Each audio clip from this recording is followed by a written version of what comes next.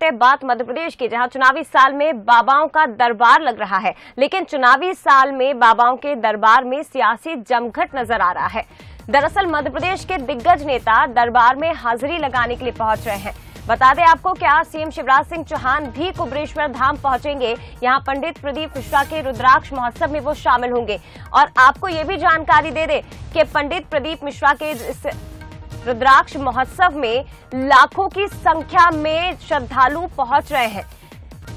इधर बुधवार को वीडी शर्मा ने भी धीरेन्द्र कृष्ण शास्त्री का आशीर्वाद लिया था। कमलनाथ भी बागेश्वर धाम पहुंच चुके हैं और 18 फरवरी को मुख्यमंत्री का भी यहां बागेश्वर धाम जाने का कार्यक्रम बताया जा रहा है। तो ऐसे में अब ये महत्वपूर्ण खबर हो जाती है कि दरबार में एक तरफ जहां श्रद्धालुओं की आस्था नजर आ रही है, तो दूसरी तरफ यहां सियासी जमघट भी नजर आने लगा है। 2023 चुनावी साल है और क्या ये माना जाए कि इन तमाम जो चेहरे हैं, धर्म से जुड़े हुए बड़े चेहरे, चाहे आप बागेश्वर धाम की बात कर लीजिए पंडित धीरेन्द्र कृष्ण शास्त्री, या फिर आप कुबेरेश्वर धाम की बात कर लीजिए पंडित प्रदीप मिश्रा, क्या इनके बदौलत या इस धर्म की राजनीति के जरिए जनता के बीच पहुंचने की कोशिश तमाम सियासी चेहरों की रहेगी? क्या इनकी लोकप्रियता का लाभ लेकर जनता के बीच पहुंचने की कोशिश ये तमाम दिग्गजों की रहेगी? क्योंकि आपको एक बार फिर बता दें, कुबेरेश्वर धाम जहां रुद्राक्ष महोत्सव में मुख्यमंत्री शिवराज सिंह चौहान आज पहुंचेंगे। 3:30 बजे उनके यहां पहुंचने का कार्यक्रम है। लाखों की संख्या में श्रद्धालु कुबेरेश्वर धाम पहुंच रहे हैं, तो आज मुख्यमंत्री यहां पहुंचेंगे। दूसरी तस्वीर आप देखिए बागेश्वर धाम की, आपको बता रहे हैं जहां प्रदेश अध्यक्ष वीडी शर्मा भी पंडित धीरेन्द्र कृष्ण शास्त्री से उन्होंने आशीर्वाद लिया। यहां पहुंचे जनता के बीच और आशीर्वाद लिया पंडित धीरेन्द्र कृष्ण शास्त्री से। तीसरी तस्वीर आप, ये लगभग 13 फरवरी की तस्वीर है जब बागेश्वर धाम पहुंचे थे कमलनाथ, और देखिए उनका जाना सबसे ज्यादा चौंकाने वाला था, क्योंकि पंडित धीरेन्द्र कृष्ण शास्त्री जो इन दिनों सबसे ज्यादा चर्चाओं में थे, अपने सनातन धर्म को लेकर दिए गए बयानों को लेकर उन पर कई तरह के आरोप भी लगे, जादू टोने के आरोप लगे, जिसके बाद वो लगातार चर्चाओं में आए। और ऐसे में कमलनाथ का वहां जाना काफी चौंका रहा था, क्योंकि उन्हीं के पार्टी के कई नेताओं ने पंडित धीरेन्द्र कृष्ण शास्त्री पर कई तरह के आरोप लगाए थे। चलिए इसी पर और भी ज्यादा बातचीत हम करेंगे। हमारे साथ एग्जीक्यूटिव एडिटर मनोज सैनी जी इस वक्त फोन लाइन पर जुड़ गए हैं। मनोज जी, हालांकि धर्म की राजनीति तो हमने हमेशा हर चुनाव में देखी ही है, लेकिन धीरेन्द्र कृष्ण शास्त्री और इसके साथ ही कुबेरेश्वर धाम के जो प्रमुख हैं पंडित प्रदीप मिश्रा, यहाँ पर दरबार में दिग्गजों का, सियासी जगत के बड़े चेहरों का जाना, क्या इनके जरिए जनता तक पहुंचने की कोशिश की जा रही है?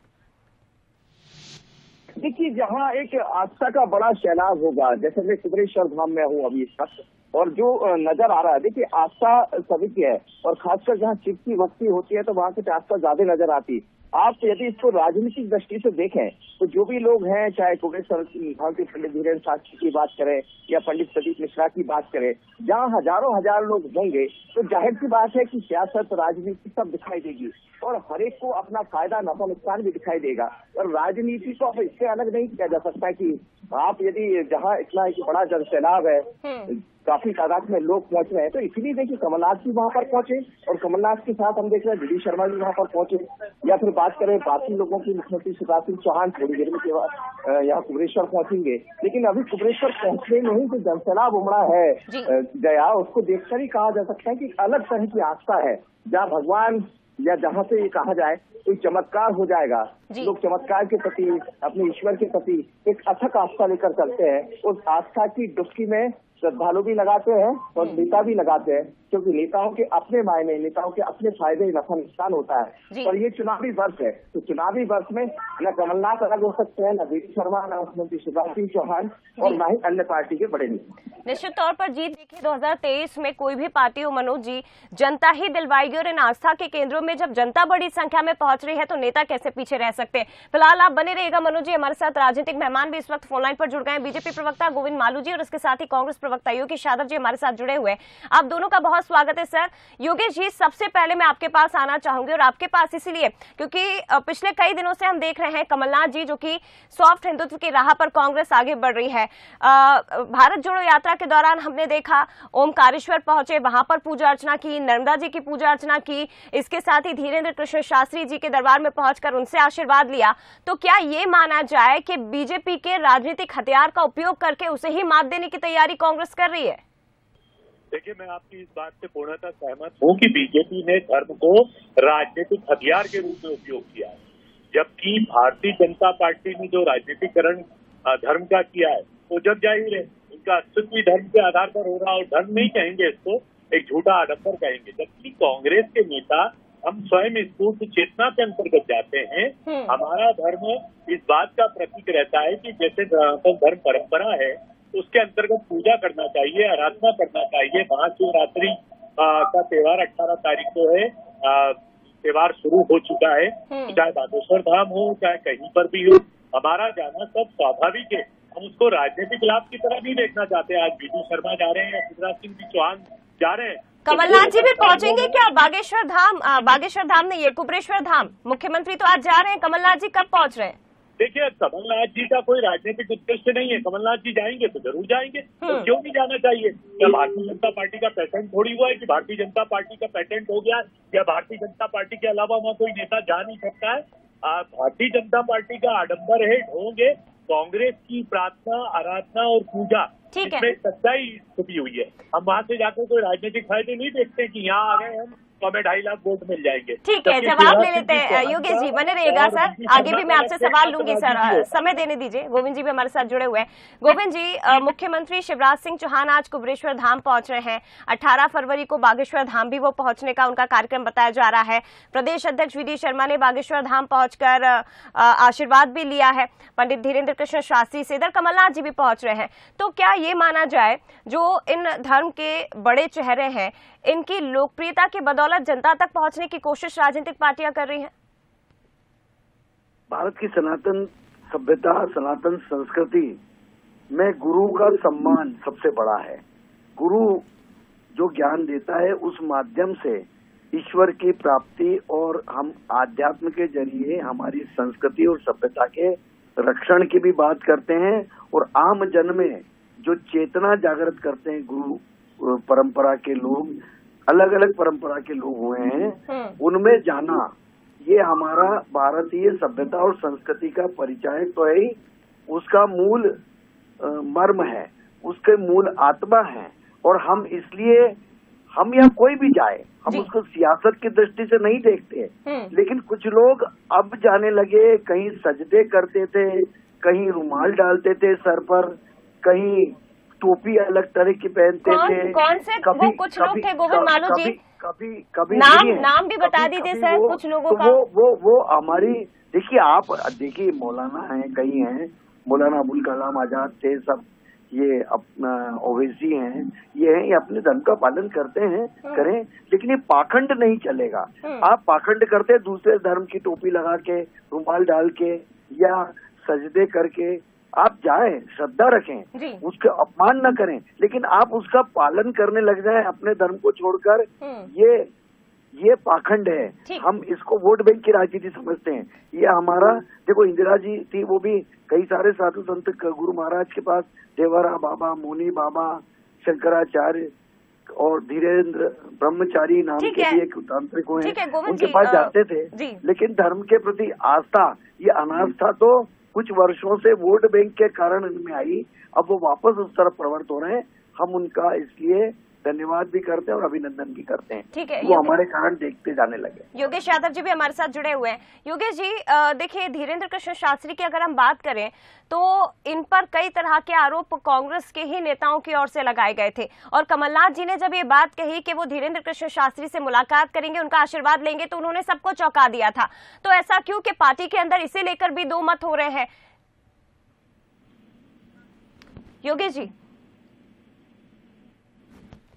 जी आवाज आ रही है आपको?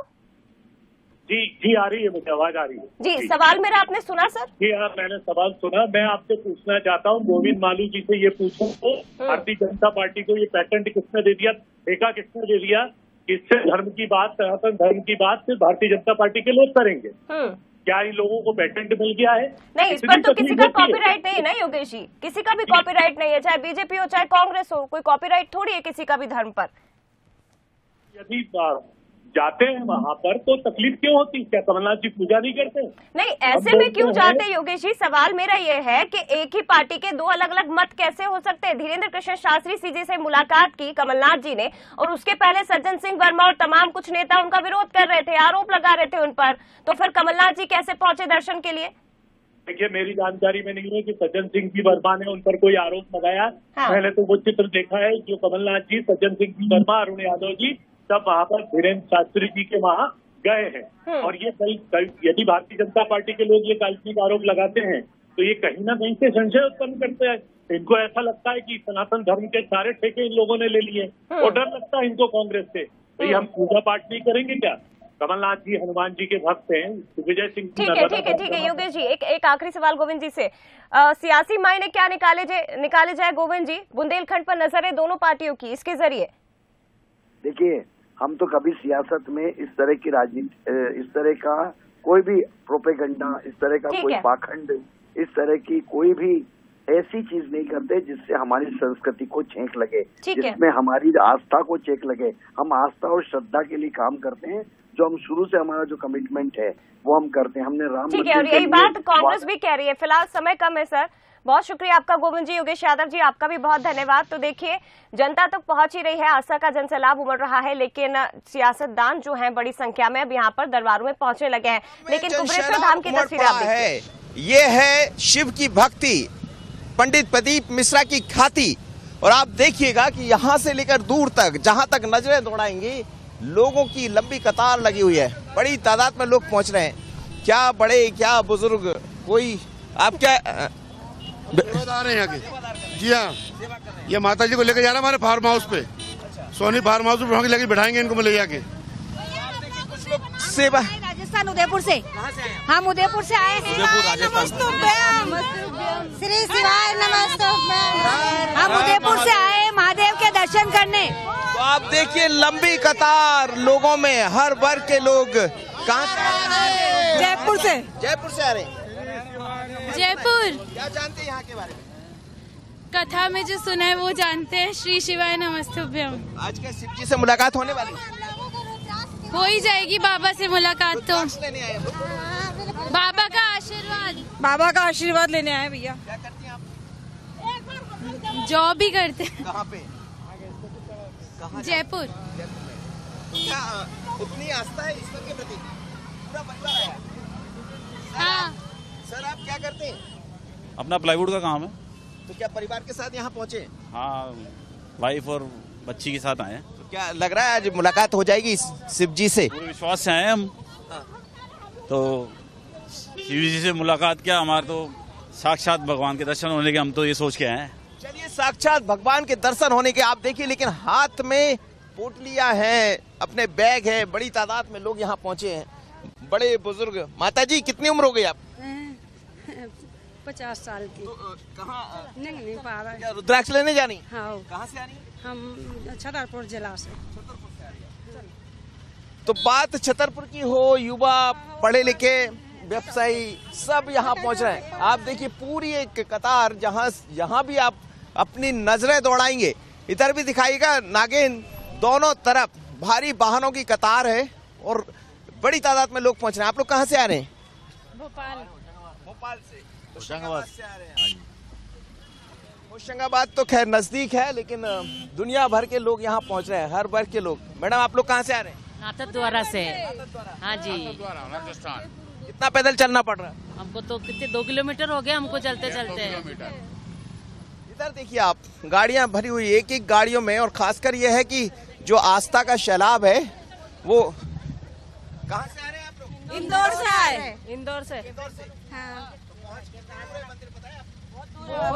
बहुत रिटर्न आए और सब दब गए, गिर गए, बच्चे परेशान हो गए। बहुत परेशानी हुई, व्यवस्था नहीं है, पानी तक की व्यवस्था नहीं है कि छोटे बच्चे हैं गाड़ियों में और हर वर्ग के लोग यहाँ पहुँच रहे हैं। इधर देखिए आप, गाड़ियाँ ठसी पड़ी है, जिसको जहाँ जगह मिल रही। कहाँ से आ रहे हैं आप लोग?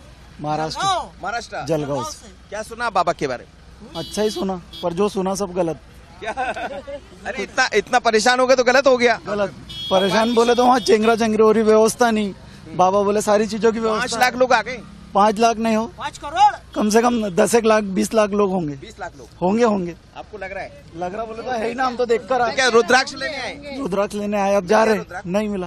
अभी तो आए हैं, अभी कहाँ मिलेगा। कहाँ से आ रहे हैं आप? हम उदयपुर राजस्थान। उदयपुर राजस्थान, महाराष्ट्र, जहां से भी आप नजरें दौड़ाएंगे लोग चले आ रहे हैं। लंबी लंबी कतारें हैं और इस कतार में लोग लगे हुए। बस उम्मीद यही है कि किसी तरह भगवान के दर्शन हो जाए, भगवान का जो रुद्राक्ष है वो मिल जाए। आप देखिए हर उम्र के लोग चले आ रहे, क्या पढ़े लिखे, क्या हर वर्ग यहाँ तो देखने को मिलता है और सभी यहाँ आ रहे। कहाँ से आ रहे हैं आप लोग? यही सीहोर से। तो कितनी देर लगेगी पहुँचने में? पता नहीं भैया, आप जा रहे हैं। पैदल चल रहे हैं आप? तो ये देखिएगा आप, पूरी लंबी कतार, बड़ी तादाद में लोग यहाँ पर। कहाँ से आ रहे हैं आप लोग? बनारस से। बनारस? हाँ। बनारस में तो स्वयं शिव जी विराजे हुए हैं। तो बनारस से आ रहा है। आप यहाँ शिव के दर्शन कर लिया? कुबेरेश्वर धाम। राजस्थान। कहाँ से आ रही? छत्तीसगढ़, भिलाई से। क्या करती हैं आप? मैं अभी पुलिस की तैयारी कर रही हूँ। पुलिस की तैयारी। तो क्या लग रहा है कि यहाँ आने से भगवान कामना पूरी कर देंगे? अब लग तो रहा है, महादेव की कृपा होगी तो जरूर पूरी होगी। महादेव की कृपा होगी तो पूरी होगी। किस तरह जो लोग आप देखिए कितनी तादाद में। खास बात यह है कि महिलाओं की संख्या सबसे ज्यादा है और शिव के प्रति महिलाओं की आस्था ज्यादा होती रहती ना। सही है। हाँ, यहाँ के दर्शन मात्र से सब मनोकामना पूरी होती है। तो आज दर्शन मिलने वाले। और देखिए बहुत सारे परिवार यहाँ खड़े हुए। आप लोग मैम कहाँ से आई हैं?